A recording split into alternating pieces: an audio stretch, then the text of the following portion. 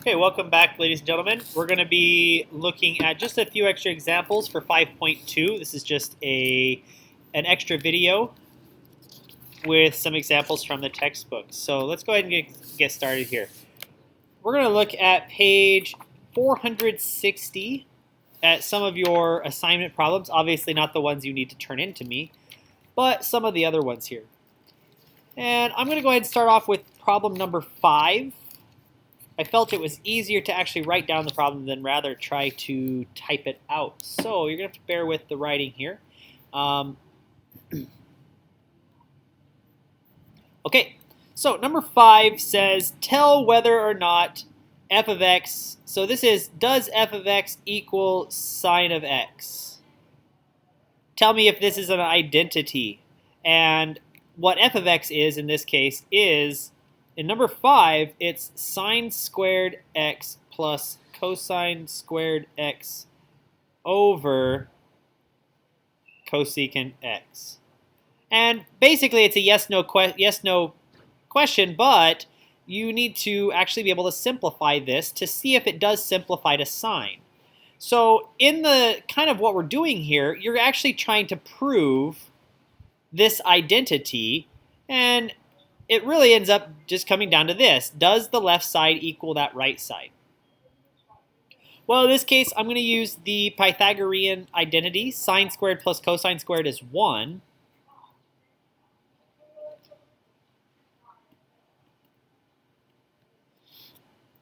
And then I'm going to use my reciprocal identity that knows that 1 over cosecant is sine. So that's a check mark, which means yes. All right, so that problem's not too bad. That one's not too challenging at all, especially if you've been trying some of these problems before you got to come watch this video. All right, let's jump to number 7. Same kind of question. Actually, exact same question, just different problem here. It says, all right, so now I have, does cosine of x times cotangent of x, same question, does it equal sine of x? So that's a good question. And as always, I just kind of like to look at the thing here. I don't really know what to do here, so I'm just going to change everything to cosines and sine.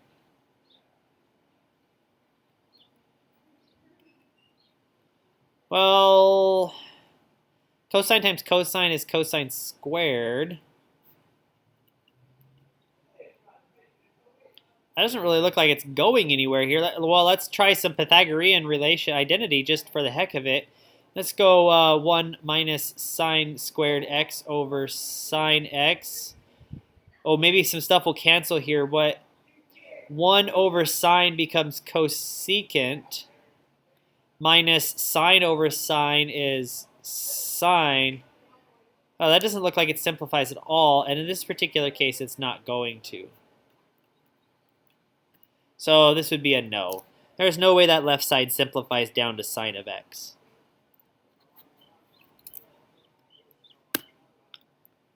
All right, now we get into the good stuff. If you've taken a look at this these textbook problems, basically problems 11 through 51 are all the good problems. They're all the prove the identity, which means actually when it says prove the identity, that means it's able to be done. All right, so in problems 5 through 10, those are yes or no. Can you show that the left is equal to the right? No, you can't. Or yes, you can. 11 through 51, those are prove the identities, which means you actually can solve these. So starting with number 11, here we've got cosine of x times tangent of x plus sine x cotangent x. And I want to know, does this equal sine x plus cosine squared x? You notice I put this little question mark here. This is hoping to help you see that I can't cross the equal sign. So I want to know, does this equal this? We know it does, but we want to show how. So I'm just going to first start off by distributing. Well, actually, I'm not even going to start off by that. Well, yeah, let's go ahead and do that. So if I said cosine x tangent x plus sine x, cosine x, cotangent x. And still I'm looking to see, does it equal this thing on the right? The problem is now it looks a little more complicated. But let's think about the sine and cosine stuff. So tangent is sine over cosine. I'm going to do the same thing to cotangent here, which is cosine over sine. And then I like to see this. Cosine on the top, cosine on the bottom. Sine on the top, sine on the bottom. And that means I'm left here with a sine x, and here I'm left with cosine times cosine. Well, that's cosine squared. Oh, look, I'm done. That means I have sine x plus cosine squared x. All right, so using my identities there, actually all I've used is the quotient identity, really. Moving to number 14. I just kind of randomly chose some good problems. I hope I can solve them all. I didn't actually look to see if I could. But let's see what we got here. So cosine, that's not a negative. Let's undo that so I don't confuse you here.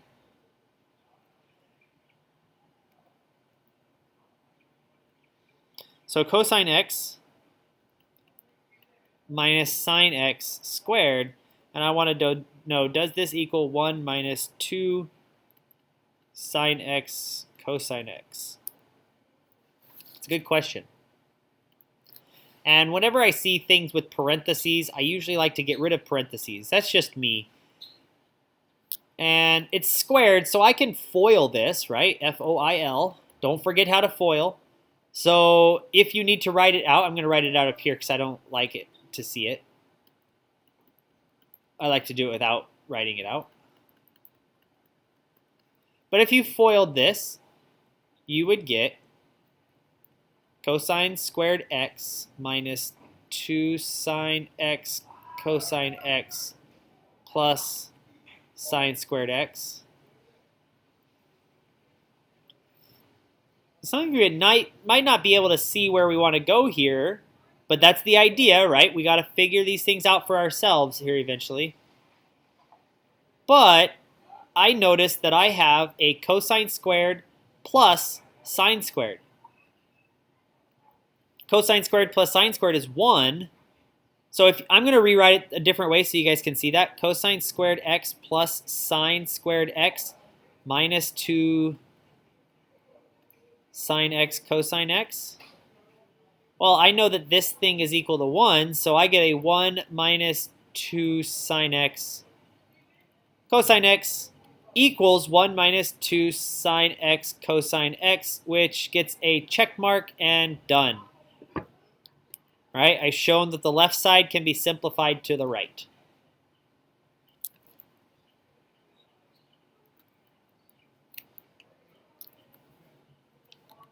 Going to the very next problem here.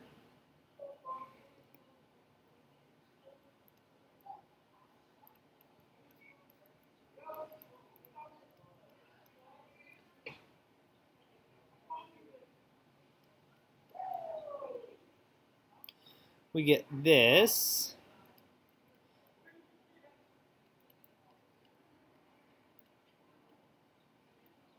You'll end up noticing that some of these look really challenging, but they're actually not as hard as they look initially. Now, as I said a moment ago, I see parentheses, I see some multiplication going on, I like to multiply. Hopefully it always helps. I can't guarantee it always helps, but I hope it helps. If I multiply these, I already noticed that they're conjugates. Conjugates are good, which means I might get a Pythagorean identity here. So 1 times 1, and then I get a minus cosine squared x.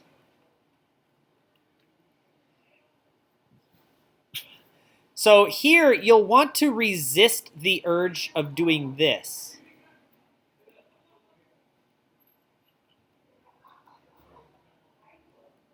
This is legal. It just kind of makes your problem become this. 1 over cosine is secant. I guess you don't have to resist the urge because I just proved that this works this way. So I'll come back to this. I'll do this in a different version. Okay, you'll notice you'll notice that you might not solve the problem the same way the other person solves the problem.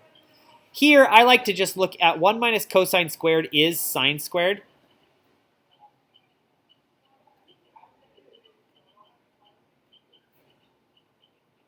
Using my Pythagorean identity. And I know that sine squared over cosine squared is tangent squared x. Well, that's done. But since I figured it out a different way, I'm going to show you the other way as well. And this doesn't always make things easier, by the way. It just happened to be that way in this case. If I was to split this into two different fractions, 1 over cosine squared x minus cosine squared x over, oops, not sine squared, which is a legal step because I broke up the sum of a fraction, or a difference in this case. 1 over cosine is secant squared minus 1, and actually secant squared minus 1 is tangent squared x by my Pythagorean identity. So you notice there's two different ways to solve this problem, but it all started with multiplying those two things together.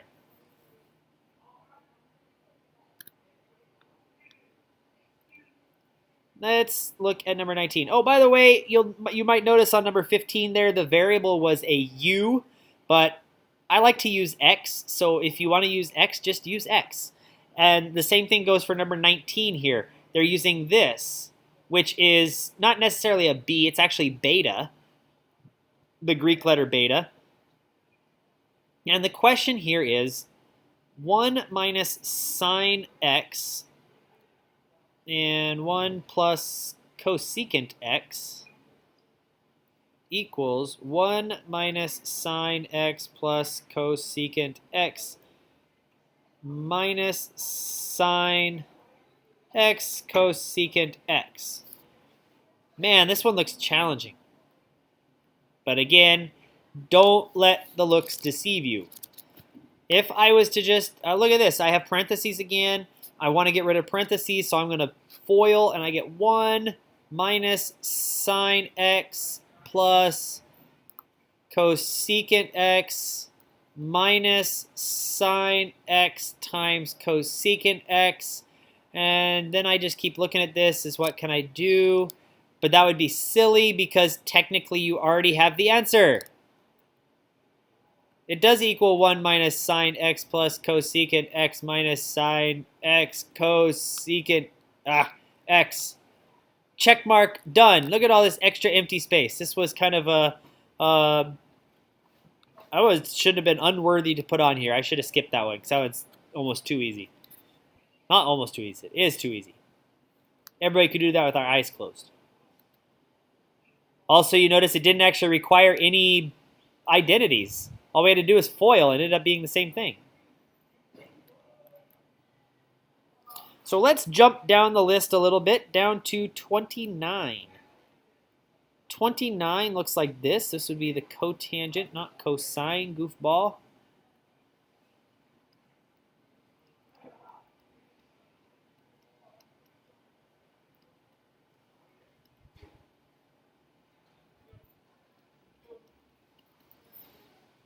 And you're going to have to look at these problems a little bit and just kind of figure out where to go. I'm not 100% sure where I want to go just yet.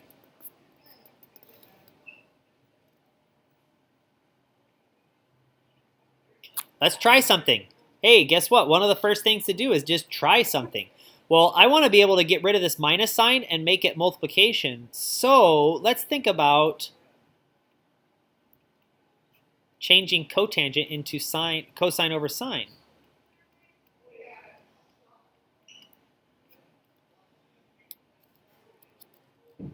I can't guarantee this is going to work, but it's worth a shot.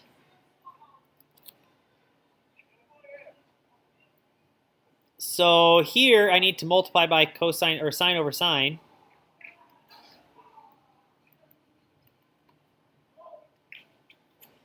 So I get cosine squared x over sine squared x minus cosine squared x sine squared x over sine squared x. Now I can combine these two things. You notice I'm going to get cosine squared minus cosine squared sine squared, which means I can factor out cosine squared x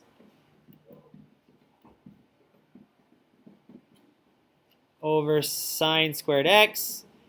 And let's take one piece at a time here. Notice this, I have cosine over sine, and cosine squared over sine squared is cotangent squared.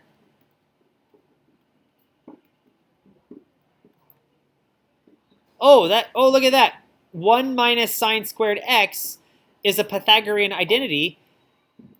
Tells me that 1 minus sine squared x is cosine squared x, and that's what I wanted. Oh, good.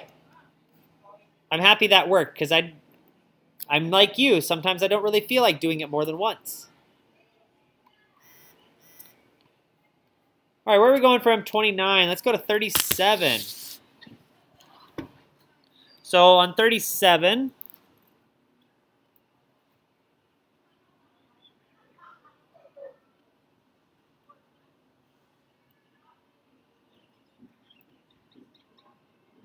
bear with me here as I write this down.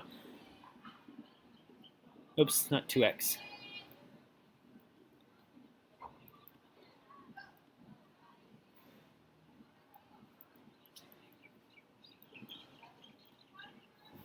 This is a good question here.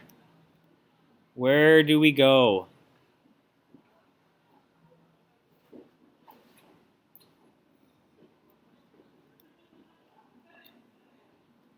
So always the question is, what side is more complicated? And that's actually kind of a hard question to answer. Which one is more complicated? I believe the left one might be more complicated. So let's kind of take a look at what the left side's going to look at here, or look like here.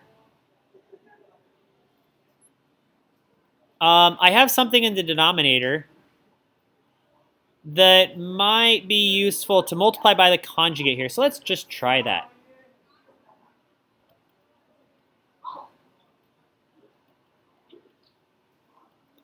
And, oh, that's good, because that's the same thing as the numerator. That might be handy. So let's go back to red here, and I get sine squared x minus 2 sine x cosine x. See, and now already I've figured out that I don't think this is where I want to go, because I actually want this 2 sine x cosine x on the bottom. So I'm going to try something else. I've already figured out, I think I'm in the right direction here. So this is where you got to start thinking to yourself as you get going here. So let's actually multiply by, come on here, sine x plus cosine and sine x plus cosine x. So on my numerator, that makes the sine squared x minus minus cosine squared x over sine squared x plus 2 sine x cosine x plus cosine squared x. And here I want to look at what I want in the denominator there. I have a sine squared plus cosine squared, which is a 1 plus 2 sine x cosine x. Well, that's good because that's kind of what I wanted. And in my numerator, I want only sines in my numerator. So let's look at my sines here. I have sine squared x minus, let's change cosine squared into sine squared. So 1 minus sine squared x. And notice here I can do minus a minus sine, so I get 2 sine squared x minus 1 over 1 plus 2 sine x cosine x. And you'll notice that by figuring out the thing that I did first was kind of incorrect. Even though it was legal, it didn't really help me. I figured out a different way to do it, and I was able to find it. All right, so here's where I'm going to pause for this time. I might make another video as well, make some harder examples. I hope you are doing these problems and actually trying them. I will see you guys later.